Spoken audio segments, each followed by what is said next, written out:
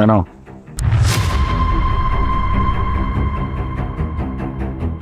Hello.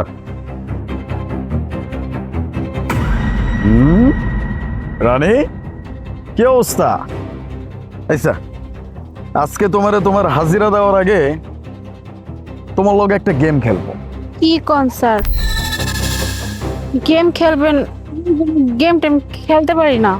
আহা, এই game খেললে তোমারই ফায়দা আছে। দেখো, এই জায়গায় অনেকগুলো কার্ড আছে। এই কার্ডের মধ্যে কয়েকটা ডিজিট আছে, তার মধ্যে একটা হচ্ছে কুইন।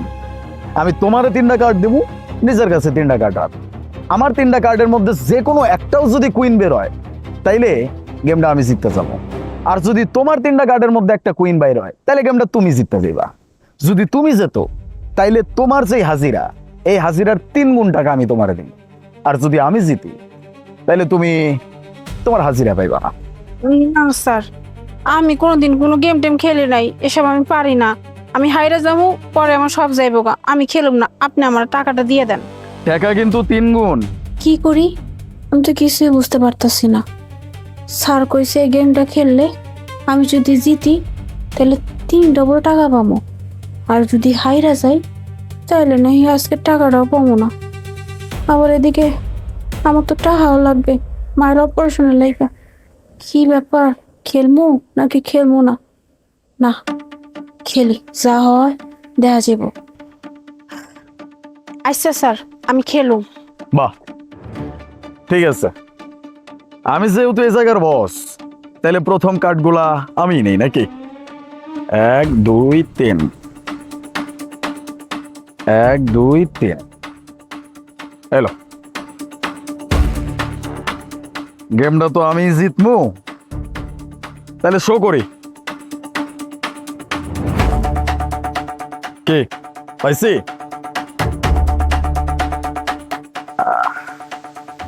কোনো সমস্যা নাই, আরো 2টা কার্ড আছে।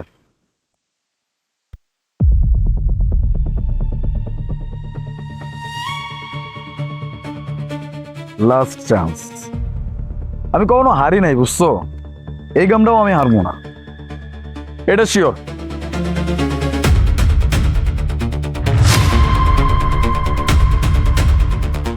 ঠিক আছে, তোমার গুলা দেখাও। তোমার কার্ডগুলোর মধ্যেও নাও থাকতে পারে। ওই সাহেব, এই যে পাইছে আছে, এই যে রেডি।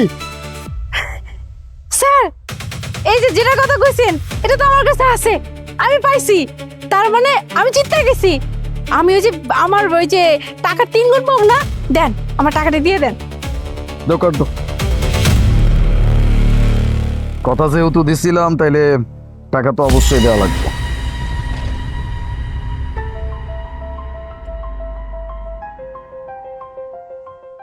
এনো। স্যার, আপনার মেলা ধন্যবাদ।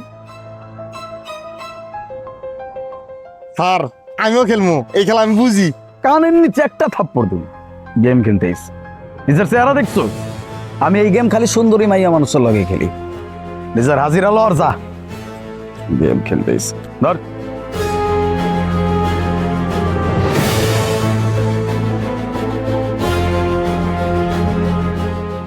কি খালা, এই বয়সেও তোমার কাম করা লাগে?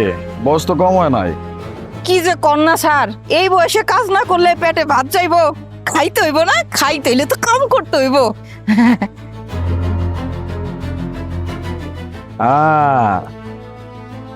চলো, আগের বার তো 3 গুণ টাকা নিয়ে গেছিলা, এইবারও আরেকবার খেলি। না স্যার, আমি আর এইবার কোনো গেম টেম খেলুম না। এটা কেমন কথা? তুমি আগের বার 3 গুণ টাকা জিততে নিয়ে চলে গেলা, আর এবার তোমারে খেলতে কইতেছি তুমি খেলবা না। এখন তো আমার লগে অন্যায় হয়ে গেল না? নিজের বিবেক একবার প্রশ্ন করে দাও। স্যার, ভাগ্য যে সবসময় সঙ্গ দিব এটা কিন্তু কোথাও লেখা নাই। গতবার ভাগ্য আমার ভালো ছিল দেখা আমি জিতে গেছিলাম। যদি না জিততাম তাহলে তোমার সব যাইতো না। আপনি আমার বেতনটা দিতেন না, ওই যে 3 গুণ টাকাটা দিতেন। আর এবার আমার টাকার দরকার। আমি আমি রিস্ক নিতাম না। কেন জানি মনে হতেছে আমি এবার জিতুম না। আর না জিতলে আমি সব কুল যাবো। এর লাগে আমি কোনো গেম টেম খেলুম না স্যার। আপনি খালি আমার বেতনটা দিয়ে দেন। 3 গুণ যখন পাইছিলা তখন খুব ভালো লাগছিল, আমি যা হারছিলাম আমার কি গায়ে লাগে নাই? তাইলে তো আমার লগে তোমার আরেকবার খেলা উচিত। খেল আচ্ছা স্যার, আমি এইবারও খেলুম। ঠিক আছে, এলো এবার তুমি আগে লো। এই হইছে আমার 3টা। এবার তো আমি আর হারতাছি না, প্রথমবারই পেয়ে যাও।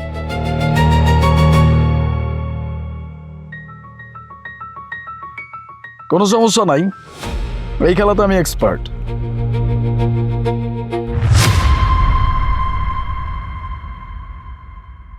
লাস্ট চান্স এখনো বাকি আছে।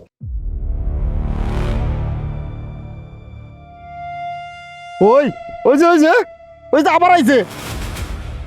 স্যার, স্যার এই যে দেখেন, আজকেও আমি জিতছি। ওই যার কথা কইছিলেন, এই যে এই কাটা আমার হাতে, আজকে আমি জিততে গেছি স্যার। স্যার আমার টাকাগুলো দিয়ে দেন। আমি না বুঝলাম না, আজ পর্যন্ত কোনোদিন আমি এই গেমে হারি নাই, কিন্তু তুমি 2বারই আমার কাছে জিততে গেছো। জাদুটা তো করছো কিনা তাও তো বুঝতেছে। যেহেতু 3 গুণ টাকা দেওয়ার কথা কইছি, আমার তো দেওয়া লাগবে, তাই না?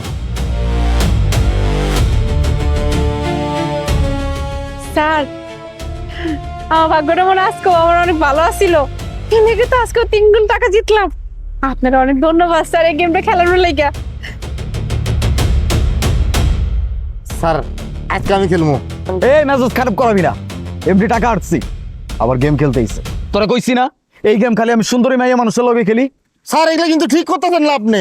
আপনি প্রত্যেক দিন এই মায়াটার লগে গেম খেলে 3 গুণ টাকা দিয়ে দেন। কেন আমার লগে খেলতে কি সমস্যা? আমি পোলা মানুষ এর লেগে, আরে হাই মায়া মানুষ, আরে পছন্দ করেন এর লেগে আপনার গেম খেলে 3 গুণ টাকা দিয়ে দেন। আমি কিন্তু বড় সাহেবের বিচার দেবো এটা। এই গেমটা আমি ওর লগে কেন খেলতেছি জানোস? কেন? হ্যালো ডাক্তার সাহেব, মায়ের এখন কি অবস্থা? কি কইলেন? মার অপারেশন লাগবো? আমার মা সুস্থ হয়ে যাবে তো? কি কথা কইতেছেন? মার অপারেশন লাগবো মানে? আমার মার অপারেশন, আপনি সব কিছু ঠিকঠাক করে ফেলান, আমার মা যেন সুস্থ হয়ে যায়। অপারেশনের লেগে 50,000 টাকা? ডাক্তার সাহেব, আমি তো ওই যে লেবারের কাম করি, এত টাকা তো আমার কাছে নাই, আমি কই থেকে পাবো? আপনি আমার মার লেগে কিছু একটা করেন। কি কইলেন? অপারেশন না করলে আমার মা নাও বাঁচতে পারে? না ডাক্তার সাহেব, আপনি এমনটা করেন না। আমার মা ছাড়া আমার এই দুনিয়াতে কেউ নাই, আমি যা কিছু করতেছি আমার মার লেগে করতেছি। আপনি এক কাম করেন, আপনি অপারেশনের ব্যবস্থা করেন। টাকা আমি লই যাবো, যেখানটা পারি সেমনে পারি আমি টাকা লই যাবো। আপনি খালি আমার মাটারে বাঁচান, আমার মার জন্য কিচ্ছু না হয় ডাক্তার সাহেব, আমার মাটারে বাঁচান, আমার মাটারে আমার কাছে ফিরিয়ে দেন। ডাক্তার সাহেব তো কইলাম যে টাকা জোগাড় করে ফেলাম, কিন্তু কেমনে জোগাড় করুম? প্রত্যেকদিন পাই হাজিরা মাত্র 500 টাকা। এই টাকা দিয়ে কেমনি কি করবো আমি তো কিচ্ছু বুঝতে পারতেছি না। আল্লাহ তুমি কিছু একটা ব্যবস্থা করে দাও। আমার মা মরে গেলে তো আমি বাঁচুম না, আমার মা ছাড়া কেউ নাই, কেটে দিব আমার এতগুলো টাকা। এবার বুঝছস? আপনি তো হ্যাঁ এমনি এমনি টাকা দিতে পারতেন, হ্যাঁ সমস্যা হ্যাঁ তো বুঝতো। তোরা কি আমি বলো এমনি করি? এই ওর যে এত বড় একটা বিপদ, ওর যে এতগুলা টাকা লাগবো, কই হয়তো তোর কাছে এসে কোনোদিন কয় নাই যে আমার কিছু টাকা দাও, তো আমার কিছু টাকা ধার দাও, আমি তোমার পরে দিয়ে দিবনি। আমারও তো এসে কয় নাই যে স্যার আমার কিছু টাকা অ্যাডভান্স দেন, আমি আপনার টাকাটা শোধ করে দিব না। কাউরে কিন্তু কিচ্ছু কয় নাই। তার মানে কি এই মানুষটার ভিতরে অনেক আত্মসম্মান বোধ। এখন আমার কিছু টাকা তার হাতে দেওয়ার কারণে যদি তার আত্মসম্মান বোধ এতটুকু নষ্ট হয়, বিষয়টা কি ভালো লাগবে? ভালো লাগবে না। এই জন্য আমি ইচ্ছা করে এই গেমটা খেলি, ইচ্ছা করে ওর কাছে হারি, আর ইচ্ছা করেই আমি ওরে টাকাগুলা দিই। বুঝতে পারছি? ঠিক আছে, পেলো তোর মজুরি। বুঝতে পারছি স্যার, আপনার চিন্তা ভাবনা অন্যরকম। যাক স্যার, আপনার অনেক ধন্যবাদ। খেলেন, ওর লগেই খেলেন, আপনি সমস্যা নেই, খেলেন।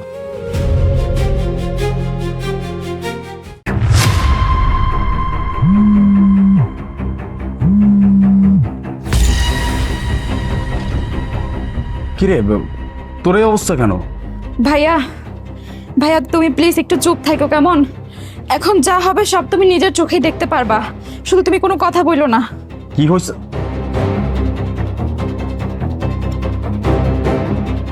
কিরে, তোকে আমি কতবার করে বলছিলাম এই সময়টা আমার চা খাওয়ার সময়, তাহলে চা কোথায়, কেন বানাস নাই? ভাবি আসলে আমার শরীরটা অনেক বেশি খারাপ লাগতেছিল তো একটু রেস্ট নিচ্ছিলাম। এখনই দিচ্ছি। এই তোর এত বড় সাহস? হ্যাঁ, তুই খুব ভালো করে জানিস আমার চায়ে যদি একটু দেরি হয় মাথা গরম হয়ে যায়। আরে এই কি রে, হ্যাঁ একটু আগে যে তোকে যে থাপড়াইলাম এটাকে ভুলে গেছিস? হ্যাঁ, আবার বলছে যে আমি চা বানাই না, আমার শরীর খারাপ। তোর শরীর খারাপ আমি কি করবো রে? হ্যাঁ, তুই জানিস না সব কাজ তোকেই করতে হবে। আরে এখনো কত কাজ বাকি, থালা বাসন ধোয়া বাকি, কাপড় কাচা বাকি, ঘর মোছা বাকি, এগুলো কে করবে? আমি করব ভাবি, আমাকে একটু সময় দাও ভাবি, আমি তো প্রেগনেন্ট আর এখন তো আমার 9 মাস চলতেছে, এখন শরীরটা একটু বেশি খারাপ লাগবে। আমি আস্তে আস্তে করতেছি ভাবি, চিন্তা করো না, কাজ শেষ হয়ে যাবে। শোন, আজকের মতো না তোকে আমি ছেড়ে দিলাম, হ্যাঁ, কারণ সকালবেলা মারছি তো, এই এখন আর কিছু বললাম না। তবে এরপর থেকে যদি কাজে কোনো এদিক সেদিক হয়েছে একেবারে থাপড়ায় একেবারে গাল গোল লাল করে ফেলবো। হ্যাঁ, তুই খুব ভালো করেই জানিস আমার কথা না শুনলে আমার মেজাজটা কতটা খারাপ হয়। আর শোন, আমি একটুবার পার্লারে যাব, আমার ঘন্টাখানেক লাগবে। এর মধ্যে তুই যত কাজ আছে, ঘর মোছা, কাপড় কাচা, বাসন ধোয়া, সবকিছু যেন এসে আমি একদম পরিপাটি পাই। তা না হলে কিন্তু একেবারে এই প্রেগন্যান্সি একদম বের করে দিব। আর জলদি চা নিয়ে আয়, জলদি। ঠিক আছে ভাবি, সব কাজ হয়ে যাবে, তুমি যাও, আমি চা করে নিয়ে আসতেছি।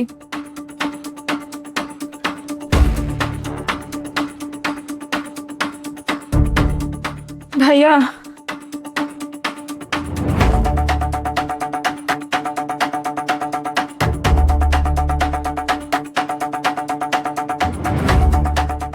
শোন, এই বাড়িতে থাকতে হলে না আমার কথা মতোই চলতে হবে, তা না হলে এই বাড়িতে থাকতে পারে তোরা তো সহ্যই করতে পারি না। শুধুমাত্র তুই প্রেগনেন্ট আর তোর ভাই এই বাড়িতে আনছে তাই আমি তোকে থাকতে দিছি, তো আমার কথা অনুযায়ী তোকে চলতে হবে। এই একদম চুপ, তোর ভাই কল দিছে, একটু যদি আওয়াজ করছিস না একেবারে কিন্তু জানে মেরে ফেলবো। হ্যালো, কি অবস্থা, কি করো? এই তো, আর বলো না, ঘরে এত কাজ, রান্না বান্না, থালা বাসন ধোয়া, ঘর মোছা, কাপড় চোপড় ধোয়া, আমি তো টায়ার্ড হয়ে গেছি জানো। তার উপরে তোমার বোনের দেখাশোনা করা, টাইমলি খাবার দেওয়া, আমি না অনেক টায়ার্ড বুঝছো, তাই বসে বসে রেস্ট করছিলাম আর কি একটু। বুঝতে পারছি, অনেক প্রেশার যাচ্ছে তোমার উপর দিয়ে। নদী তো প্রেগনেন্ট, তুমি তো জানোই, এই জন্য আর কি তোমার উপর একটু প্রেশার হয়ে গেছে। আরে কি বলো, হ্যাঁ যত যাই হোক নদী তো তোমার বোন তাই না, আর তোমার বোন মানেই তো আমারও বোন, তাই আমি ওকে অনেক আদর যত্ন দিয়ে রাখি। তুমি একদমই ওর কথা ভেবো না। শোনো, ওকে আমি নিজে রান্না করে খাওয়াই, ও কখন কি লাগবে না লাগবে সবকিছু আমি দেখি। আফটার অল তোমার বোন বলে কথা, তার উপরে প্রেগনেন্ট, আমি যদি ভাবি ওর দেখাশোনা না করে তাহলে কে করবে? তুমি একদমই ভেবো না তো বোনকে নিয়ে, কেমন?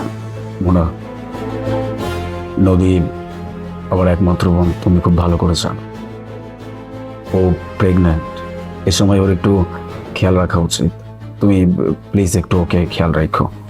আচ্ছা, আর শোনো, আমি কিন্তু আবারও বলছি, তোমার বোনকে নিয়ে একদমই টেনশন করো না, তোমার বোন আমার কাছে অনেক ভালো আছে, কেমন? আচ্ছা ঠিক আছে, তুমি কাজ করো, রাখি। ঠিক আছে, তাহলে বড় কথা হচ্ছে। যা বলছিলাম, শোন, তুই যদি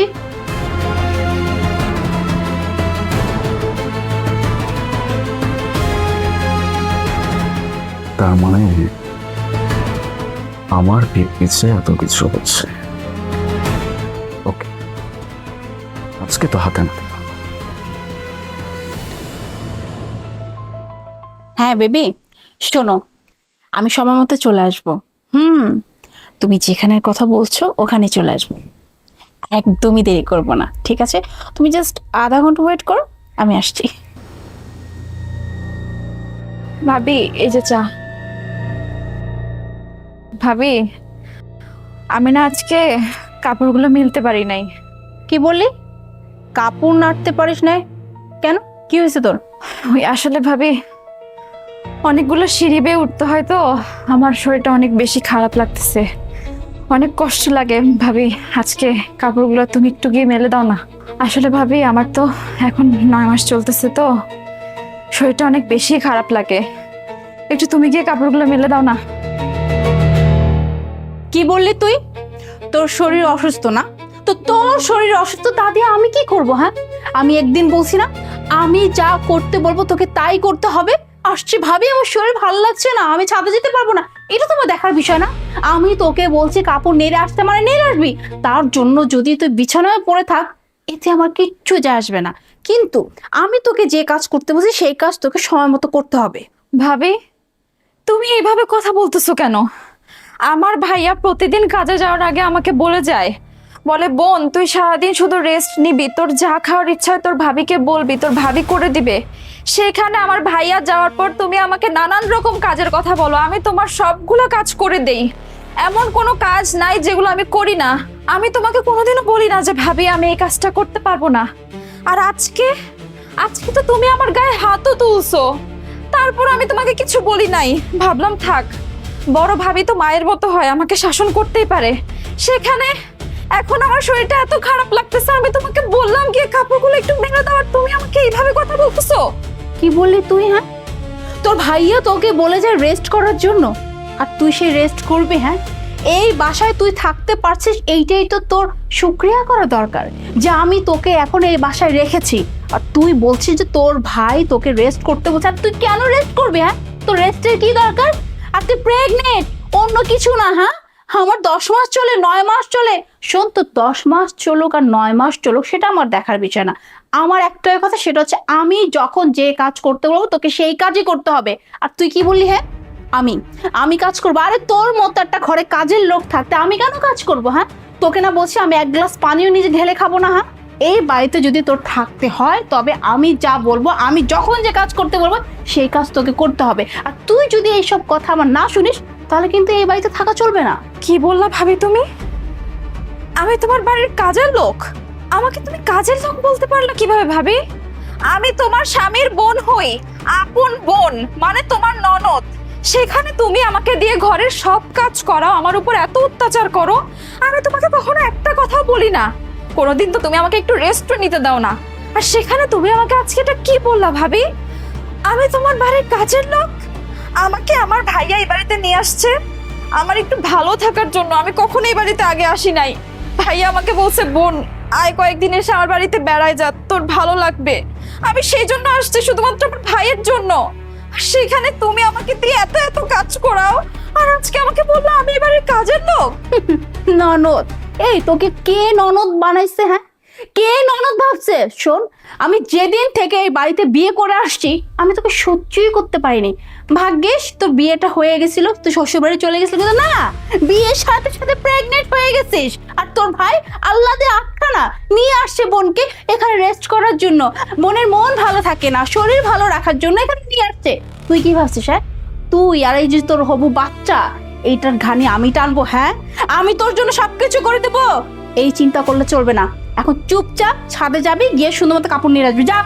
আমি পারবো না ভাবি, আমি তো তোমাকে বললাম আমার শরীর অনেক বেশি খারাপ লাগতেছে, আজকে কাপড়গুলো তোমারে গিয়ে মেলতে হবে, আমি সিঁড়ি বেয়ে উপরে উঠতে পারবো না। আমার মুখের উপর এত বড় কথা, মানে আমি এতবার করে বললাম তবুও তুই আমার মুখের উপর না বলছিস, তাই না? বুঝতে পারছি এই বাড়ির আরাম আস বোধহয় তোর সহ্য হচ্ছে না, তোর বাচ্চারা সহ্য হচ্ছে না, তাই না? এক কাজ কর, তুই যেহেতু ছাদে কাপড় নাই নাড়তে পারবি, তোর এখানে থাকা লাগবে না, বের হ। আলে তুমি তুমি না মাত্র আমার সাথে কথা বললে অফিসে ছিলে, তাহলে তুমি কিভাবে আসলে হুট করে? আমি কোথায় থেকে কিভাবে আসছি সেটা পরে জানলেও চলবে, আগে আমাকে এটা বল যে আমার বোনের সাথে কি হচ্ছিল। তোমার তোমার বোনের সাথে কি হবে? কিছুই হবে না। আরে তোমার বোনকে তো আমি অনেক ভালোবাসি, তাই না? ওর যত্ন করি, আর ও এখন প্রেগনেন্ট, তুমি জানো ওর সমস্ত খেয়াল আমি রাখি, কখন কি খাবে, কখন ফল খাবে, কখন জুস খাবে, সব কিছু আমি দেখে রাখি। আর তুমি কি বললা আমি তোমার বোনের সাথে কি করছি? আসলে এখানে কিছু হচ্ছিল, এমনিতে জাস্ট আমরা একটু মজা করছিলাম, তাই না নদী? বাস, আর একটাও মিথ্যা কথা বলা হবে না। আমি নিজের চোখে সবকিছু দেখছি, আমার বোনের সাথে, তার মানে এই সব কিছুই হয়। এই তোরা নাম বলছিলাম, তোরে না আমি বলছিলাম যে আমার বোনের একটু খেয়াল রাখতে, মেয়েটা প্রেগনেন্ট। সেই ছোটবেলায় নিজেদের বাবা মাকে হারাইছি, তারপর থেকে আমি ওকে কোলে পিঠে করে মানুষ করছি, এতটুকু ফুলের টোকাও লাগতে দেই নাই। বিয়ে করে যখন বোনটা আমার চলে গেছে, তারপর থেকে আমার বাড়ি তার কখনো আসে নাই, এই প্রথম। তাও আবার ও প্রেগনেন্ট বলে আমি নিজে গিয়ে নিয়ে আসছি, জানো ওকে আমি একটু কয়েকটা দিন ভালো রাখতে পারি। তোকে আমি বলছিলাম যে আমার বোনটার একটু খেয়াল রাখতে, এই তার নমুনা। হ্যাঁ, এখন আমার নিজের চোখকে অবিশ্বাস করতে বলতেছিস?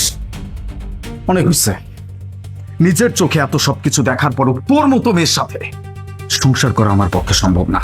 বেরো। কি বলছো আলিফ, তুমি কি পাগল হয়ে গেছো? বিশ্বাস করো, আমি সত্যি নদীর সাথে কখনো এমন কিছু করি নাই। কি বলতে কথা বলতে, কি বলতেছো তুমি? আমাকে তোমার বাড়ি থেকে বের করে দিবে? আমি না তোমার ওয়াইফ, তুমি আমাকে বাড়ি থেকে বের করে দিলে আমি কোথায় গিয়ে থাকবো? তুই জাহান্নামে চলে যা, জাহান্নামের চৌরাস্তায় চলে যা, আমার কিচ্ছু যায় আসে না। সেই মানুষটা আমার বোনকে ভালোবাসতে পারে না, তার সাথে আমার কোনো সম্পর্ক নাই। যা, বেরো বেরো। আলিফ, আলিফ প্লিজ, তুমি কি বলতেছো আলিফ? আমি এই বাড়ি থেকে বের হয়ে গেলে আমি কোথায় থাকবো? আর আমি তো তোমাকে অনেক ভালোবাসি, যত যাই হোক না কেন আমি তো তোমাকে ভালোবাসি, এটা তো সত্যি। আমি তোমাকে ছাড়া থাকতে পারবো না। আমি তোমাকে সাহায্য করে ক্ষমা চাইতেছি। হ্যাঁ, আমি তোমার বোনের সাথে খারাপ ব্যাপার করতাম, আসলে আমি সহ্য করতে পারতাম না, এর জন্য আমি ওকে মারধর করতাম। কিন্তু আলিফ প্লিজ, তুমি আমাকে বাড়ি থেকে বের করো না। আমি আর কখনো তো বোনের সাথে এমন কিছু করবো না। ওকে আমি অনেক আদর দিয়ে রাখবো, যত্ন করবো, ভালোবাসবো। তুমি প্লিজ আমাকে এবারের জন্য মাফ করে দাও। তোর কোনো ক্ষমা হইতে পারে না। তোর মতো মানুষকে যদি আমি ক্ষমা করি, তাহলে আমি আমার বোনের সাথে অন্যায় করব। আমি তোরে ক্ষমা করবো না। প্লিজ আমাকে মাফ করে দাও। আমি তোমার বোনের কাছেও মাফ চেয়ে নিচ্ছি। নদী বোন আমার, আমি তোমার সাথে অনেক অন্যায় করছি, অনেক অত্যাচার করছি, কিন্তু আমি এখন বুঝতে পারছি যে তোমার সাথে এমনটা করা একদম উচিত হয় না। তুমি তো সবসময় আমাকে ভাবি বলে মনে করছো, সম্মান করছো, কখনো অসম্মান করো নাই। বোন তোমাকে সাহায্য করে ক্ষমা চাইতেছি, তুমি আমাকে মাফ করে দাও। তুমি আমাকে মাফ না করলে তোমার ভাইও আমাকে মাফ করবে না, আমাকে বাড়ি থেকে বের করে দেবে। বোন, আমি তোমাকে কথা দিচ্ছি, আমি তোমাকে কখনো আমি কষ্ট দিব না। আমাকে তুমি মাফ করে দাও। থাক ভাবি, তুমি নিজের ভুলটা বুঝতে পারছো, এটাই অনেক। ভাইয়া, ভাবিকে ক্ষমা করে দাও, লাস্ট বারের মতো একটা সুযোগ দাও। আমিও ঠিক মতো দেখাশোনা করে রাখবো। আর এখন থেকে নদী, তোমার যা খাবারের দরকার তুমি সব আমাকে বলবে। তোমার সব খাবার আমি নিজের হাতে তোমাকে বানিয়ে দেবো, যাতে তোমার কোনো কষ্ট না হয়। আমি ওকে নিয়ে রুমে যাচ্ছি। নদী, আসো।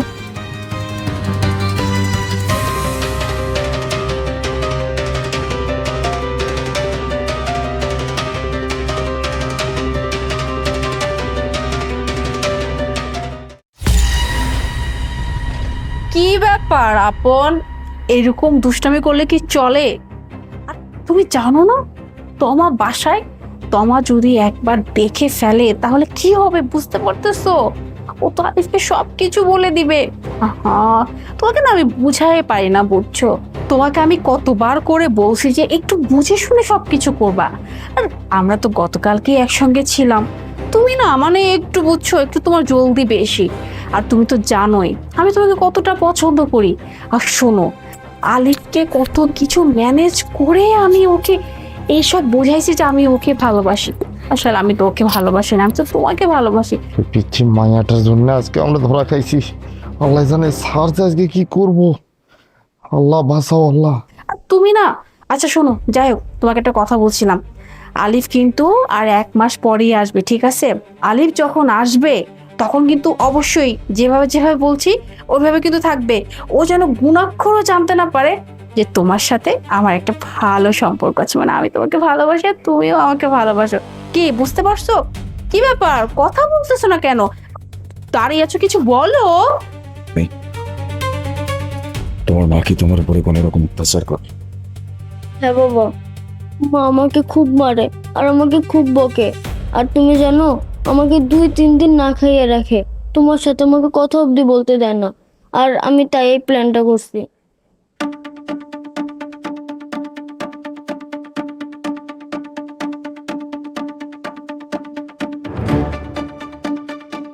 যা বলবো তাই করবি।